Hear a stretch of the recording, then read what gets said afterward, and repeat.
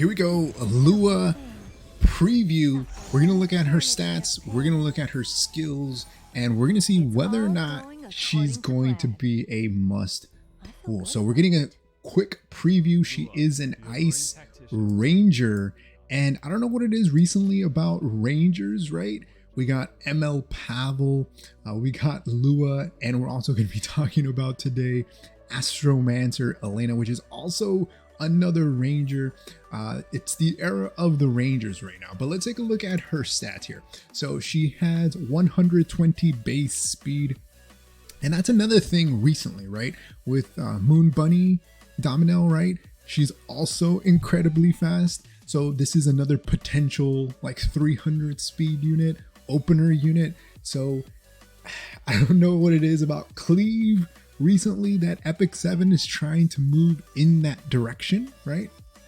But hey, 120 base speed feels bad because that means we're going to need a lot more speed. She has pretty decent health, attack. She has built-in crit chance imprint release. So she has a 17.4 crit chance to the two, I guess, back units.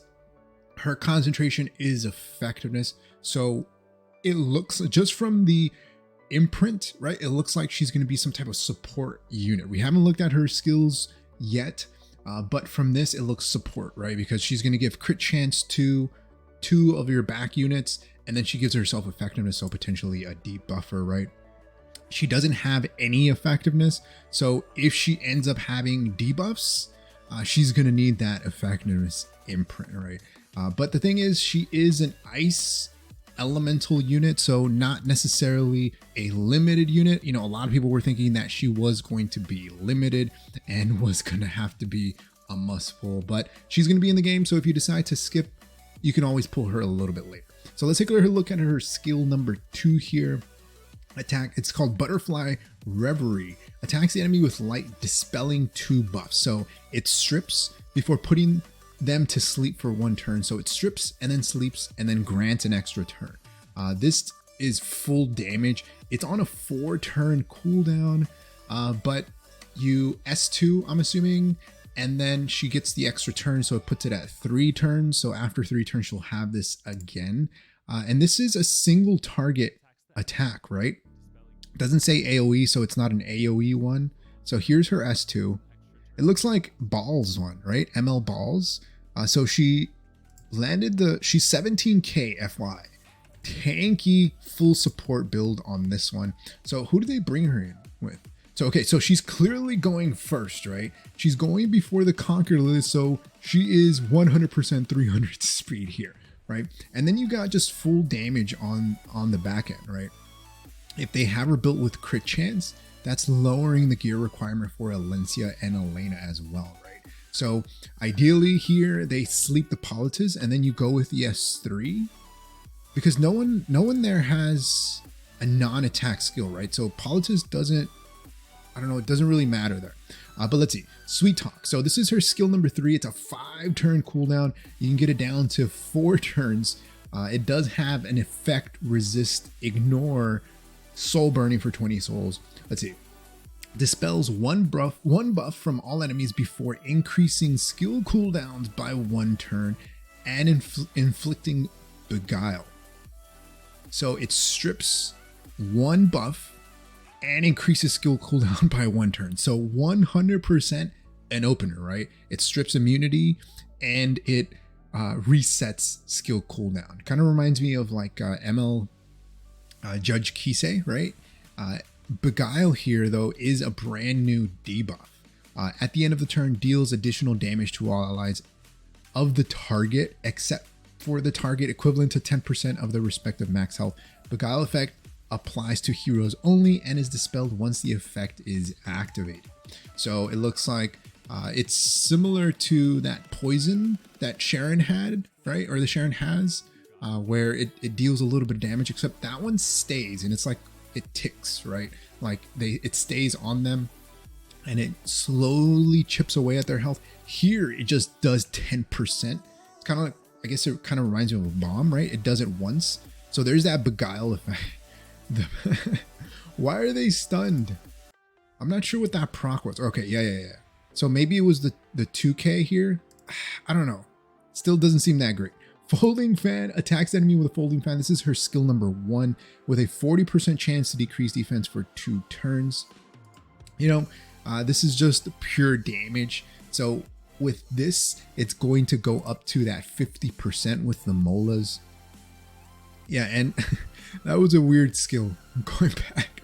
But you're able to land the defense break, and it's able to open up the rest of the team. But I mean, you sleep 1 unit and then you do the beguile thing. I don't know. It doesn't convince me, I guess. Increases effectiveness by 20%. This is her spatial temporal fan, her artifact. And after you're using a non-attack skill, has up to 100% chance to grant stealth. This one does seem pretty broken because anytime you can grant stealth 100% of the time to a unit, it could be potentially devastating, right? This one here is going to have to be maxed out. So even if Lua isn't a must pull, this artifact might be really good to have, especially since it hides or grants stealth to the ally with the highest attack. So your DPS is going to have that built-in survivability because then they can't be targeted because they're stealthed, right? And this also increases her own effectiveness. So if she's wearing it, she's going to get an additional 20% effectiveness in order to allow her to land those sleeps, right? And her debuffs on the S3, the beguile debuffs. But you know, I'm not too convinced about her. She is going to need a lot of speed in order to go first, right? So she is going to be dropping on October 6th. So moving on to Astromancer Elena, another ranger. So we did get a quick little preview. She's a Moonlight 5-star ranger, the new ML dropping in Epic 7. She does look really nice. Her art in game does look really legit. We are going to be pulling for her. Hopefully we don't pity because we were able to grab Commander Pavel in a 10 pool, which was pretty crazy. So it's only a matter of time, right, before we have to pity another unit. But ML Elena here does look really nice, and her mechanics in game really seem like she's going to be a must pull. But here we go. We got her stats coming up. She is a 115 base speed ranger. I mentioned again, era of the rangers right now, waifu rangers.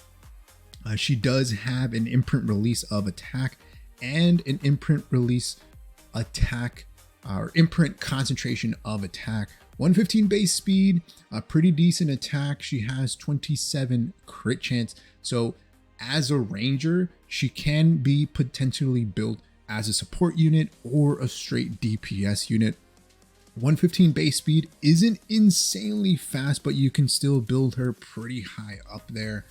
It's going to take a lot to build her. 300 speed, but I'm sure if you have Giga Crack gear, you could probably hit it. But for most of us that don't, she's probably going to be on the faster and probably follow up an opener. So let's take a look at her skills, right? Astromancer Elena's skill number 3, Enrage Stars Retribution, attacks all enemies with the energy of the Enraged Star, decreasing buff durations by 1 turn before restricting and making them unable to counterattack for 2 turns. So rip Banshee Farmers, Banshee Gaming, all of that, unable to counterattack all of these units. It's going to be a bad time. So when using this skill, it increases hit chance by 35%, and this skill cannot trigger a counterattack. So her S3 already has a mechanic that counters an entire hunt, an entire set. Oh man. Okay. So just by having this unable to counterattack, it's a debuff, right? This is going to be a debuff. Cannot counterattack, makes the target unable to counterattack. This effect is applied to heroes only. That is insanely strong. It reminds me of Bellion, right? With her cannot use souls, cannot earn souls during the game while she's up. But if this is a buff, the only way that she's countered is with cleansers, right? It's on a 5-turn cooldown, -1 turn when you mola this. Everything else is straight up damage. She has a soul burn that ignores effect res, so potentially doesn't need any effectiveness if you soul burn. So if you bring her with another mage that's on book, right? So here she is, soul burning the S3, cannot counterattack, and it has that increased hit chance by 35%. Okay, so this is hitting violets. This is going to be hitting units that have evasion, right? Getting that increased hit chance, which is kind of crazy, all on an S3, right? And then it allows the rest of your team just to follow up and not have any worries of getting counterattacked. That's pretty crazy. Astromancer Elena skill 2 Disciple of the Stars. After an ally except for the caster attacks, when the target is unable to counterattack, activates Worship Me. Worship Me can only be activated once every 4 turns. So you can mola this down to every 3 turns. So again, you're going to want her to go fast, right? 115 base speed, so not insanely fast, but you're going to want her to at least open up for your team, if not be faster than the opposing team, so that you can hit them with that 1-turn strip of the buffs, right? You can remove immunity and then hit them with that cannot counterattack. Her Worship Me here acquires 10 souls and increases combat readiness of allies by 15%. The cannot counterattack does need to be on in order for this to activate Worship Me, which gives everybody that 15% CR push. So, I mean, you can ideally soul burn the S3, right? Ignore effect res, land it, but then you're going to need at least some effectiveness, right? There's the 15% CR push, and they got Melissa. Haven't seen Melissa in a long time. Melody of Damnation attacks enemy with a punishing melody. When the target has a debuff, increases damage dealt. So she's gonna potentially be like a fast controller. I think she's gonna be able to be built potentially damage, but you'll see here she does have attack buff. 17k Astromancer Elena with attack buff did almost 3k, so they don't have her on a damage build. They have her on a support build. But anytime that you have a mechanic that almost counters an entire other mechanic, that unit can be potentially a must pull, must have unit, right?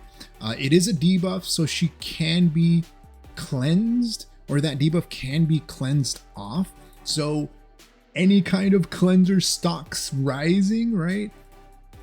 Hand guy, Destina, anyone that can give you like a full cleanse or even a partial cleanse is going to be really good here.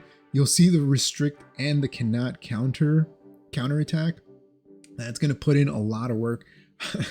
That APOC Gravity did not one shot because she's almost 20k, but still went before, or actually, you know what? She didn't go before the Conquer Lilias because they were already death broken, right? Or not death broken, attack broken. Yeah. They were attack broken already.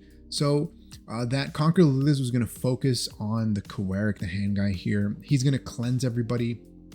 And then they're going to get a CR push. But I mean, they're already kind of high up there in the CR bar. This is just going to let you not get countered, not be afraid to get countered. So if anything, even if in RTA she isn't that great, I think that in regular arena and GVG, she's going to be insane because most of the time, those types of units don't have cleansers, right? I mean, they're going to bring in counter units that are going to give you a lot of RNG and make it very difficult for you to win the game. Right now, you see a lot of Meru, right?